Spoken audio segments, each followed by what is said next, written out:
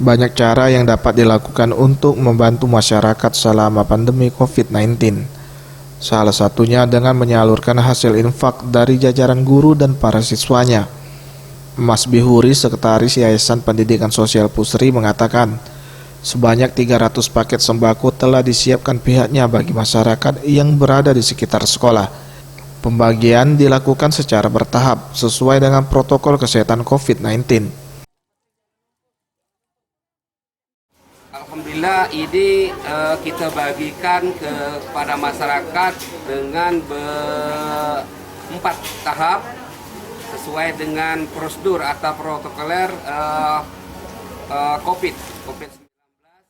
Sementara itu, Zairin, salah satu penerima sembako, mengatakan cukup terbantu karena selama COVID-19 ini dirinya tidak dapat bekerja seperti biasanya, sehingga untuk mencukupi kebutuhan sehari-harinya cukup sulit.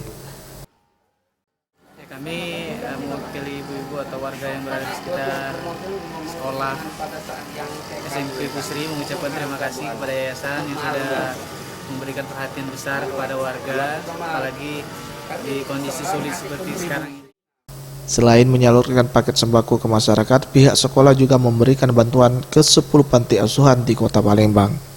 Tim Liputan Sriwijaya TV.